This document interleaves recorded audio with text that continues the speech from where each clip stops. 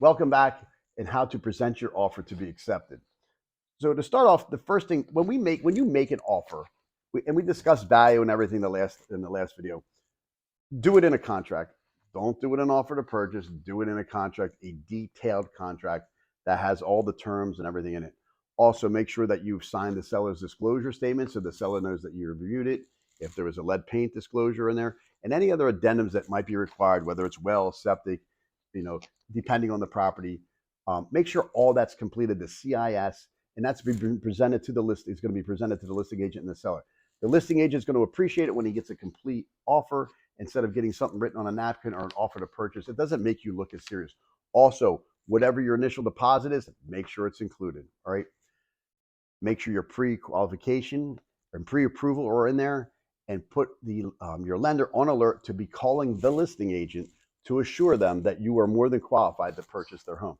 Trust me, they're going to appreciate it. They're going to tell their sellers, and the sellers are going to feel more comfortable dealing with you. Another tactic is love. They call them love letters or whatever, with your picture, whether it's you, your family, or whatever. Um, Real estate, we tell our clients we shouldn't get emotional, but guess what? They get emotional. You get emotional, the seller gets emotional. And if there's a way to capture that or get them to like you, take advantage of it. There's certain rules sometimes that us realtors have to abide by, but that doesn't apply to you as the consumer. So don't be afraid to do something on your own. Hey, if you're friends with one of the neighbors, ask them to put a good word in for you. Anything you can do to get the sellers to know who you are and how much you appreciate their home and what they've done to it and how you intend to keep the home like that. Take advantage of that. It works. All right. It would work for me if I found somebody that really loved my home and wanted to care for it the way I did. I would gravitate to that person. All right. Let's not kid each other. So a couple other things to discuss that when we get into this. So we talked about the doing in a contract. We talked about your pre-approval, not pre-qualified. We talked about doing the love letters. The other thing we have to find out is, okay, this is a hot house. Everybody wants it. What's the listing agent's intentions? Are they going to do a highest and best? Right? Because if they're going to do a highest and best, then maybe we should hold back on this. There's reasons for this. If it's Saturday, we looked at it at 2:00 in the afternoon. We love it. We want to make an offer, but they're calling for highest and best on Tuesday. I don't want to give my best offer today so that they can shop my price around to other people or to say they have this on the street. Sometimes you're not supposed to do that. Sometimes they do it. Let's face it. So we have to use tactics here on this. We can do one of two things. We can either wait till that Tuesday, 10 minutes prior to when it's due, and present to the listing agent our best offer. Or if you really think you're making that good of an offer that they can't refuse, don't be afraid to make that offer and say it's only good for 24 hours. Say, my offer stands for 24 hours. If not, I pull it off the table, because we can call their bluff. Let's see how confident they are that they could get a better offer. If they do, God bless them, right? Like we discussed in the earlier video, we determine what we're willing to pay for the home. If we can't get it for that price, then we walk. Sometimes it's tough to walk, but you got to draw the line somewhere. So making your best offer and basically drawing a line in the sand saying, my offer is good for 24 hours. If not, I'm revoking my offer and I'm going to move on. If it's good enough and the seller doesn't want to pass it up, they might just give in to you. The rules can change. Highest and best doesn't mean, we could say it's due by this date. It doesn't mean anything. They could take another offer on Wednesday, right? So highest and best, if there's a timeline, how do you want to play it? Do we wait to the last minute to deliver it, or do we deliver it right away with the timeline in there?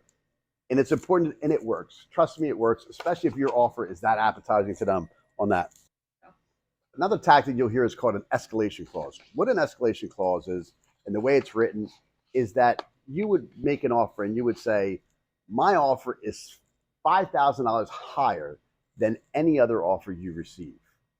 Now, some agents make the mistake and they'll say how high we'll go. So if it's 400 and we say, we'll give 5,000 more than what the highest offer you get, but we'll only go to 445.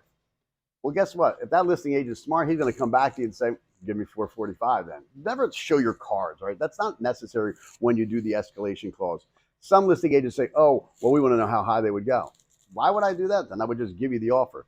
But some agents don't like the escalation clause. They frown against it. Some certain companies don't accept that. So you need to find this out going into it. I like the tactic because basically it says I should win. But sometimes there's two escalation clauses. What do you do? And some sellers don't like it. Although the sellers, want highest and best and want the most money possible, they don't like that your tactic, whatever. They're still benefiting from it. But you got to be careful with that. Like I said, not all agents like to do it this way, and some agencies frown against it, or they don't even allow it. As is, is a very dangerous. I hate I can't stand as is, because what is as is, right? It's different. Let's say the house is half burnt down. I'm going to buy it. I'm going to tear it down and rebuild it. What do I care, right? I'm probably just going to check for underground oil tanks.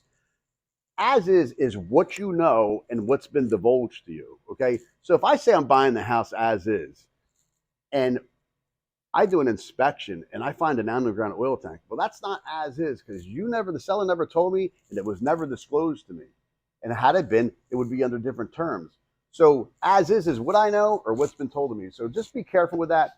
Even when you're the seller, understand when you're saying that. But with the buyer, that doesn't mean like too bad, so sad, you're buying the house. No, as is what you know or what's been told you. If there's something, mold in the house that we didn't know about, termite damage happening, and especially if the seller knew it and didn't disclose it, that's a whole different ball game that we're not going to get into today. But remember, that's what the as is part. So saying I'll buy it as is means I'm going to buy it the way it looks. The walls are green and they're going to stay green, okay? But if there's things that we didn't know about or weren't disclosed to you, you don't have to proceed. You can ask for those things to be corrected, accredited, or to back out of the property. Other things, waiving the appraisal. The reason you hear the appraisal term brought up,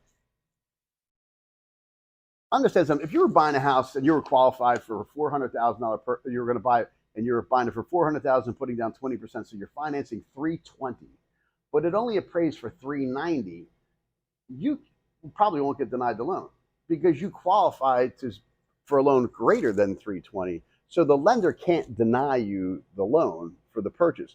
The reason attorneys put it in there is to protect the purchaser. Should the house underappraise, why would you want to buy a house for more than what the bank says it's worth? When you're waiving the appraisal, or you're putting in an appraisal clause that you're taking it, that just means that if you're purchasing it for $400,000 and it appraises for $380,000, you're still paying $400,000. So you're either going to come up with $20,000 in cash, or you're going to come up with some money and finance the difference. So that's what that means. So be careful that it's a great tactic, especially if you can afford to do so. Sometimes you feel like, oh, I'm paying more money for the house. Well, the guy 2 years ago that did it is laughing now, because what he thought he was overpaying, he got a deal on in today's terms. And the other one is waiving the inspections. Nobody totally waives the inspections. We can go back to the as-is part if we didn't know about it. Even builders or people that flip homes, if they're buying a house, they might say, hey, I'll buy it as is, or waive it. They're going to do a tank sweep. They're going to make sure that there was no buried underground oil tanks. They're going to look for mold, and they're going to look for infestation. So what I recommend, and I advise my clients to do, if we're going to waive the inspection, we'll waive the inspections except for structural, environmental, and infestation. Environmental could be oil tanks. It could be radon. It could be mold. Infestation, obviously, termites, powder post beetles, carpenter bees, things that have done damage. There's many times people don't realize they have termite damage, where the sill plates have been rotted away. Getting back to mold. Everybody thinks mold's in the basement. And that's often that you could see mold. It's in the attic too. I mean, today, homes are built because of all this green and energy efficient. Homes are built too airtight. They don't breathe properly. That's why we have actually more issues with mold and radon today, because the houses don't properly ventilate. Many times there's mold in the attic, especially in the lower ends where there's not proper airflow. You can get mold. But the key things with mold is not only have to have it remediated. Why is there mold? You have to stop that part. But always put in there, we'll buy it as is, or we'll waive all inspections except for anything structural, environmental, or infestation. And put that in your offer, all right? If they're afraid to accept that, there's probably more to the story than you know right now. So be careful on that. Your agent, the buyer's agent is so important today in today's market when there's so many offers on one property. They need to know they need to know the area, they need to know the market, they need to know the listing agent. They've done business together before, they know each other, they know how each other operates. That listing agent is confident in that buyer's agent that they know what they're doing, they're going to get the job done, that they can control the client and make sure everything gets done.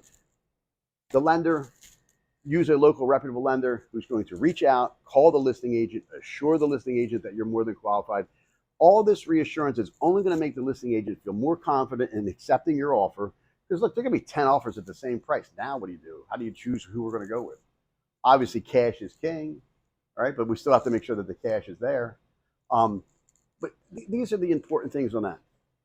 And another thing, set aside from all this, if you know a neighborhood you want to buy and you're interested in, tell your agent, your buyer's agent, go find a house in there. Go find somebody who's looking to sell in 3 to 6 months that hasn't put their house up for sale. It's great to get in the door when you don't have to compete against anybody.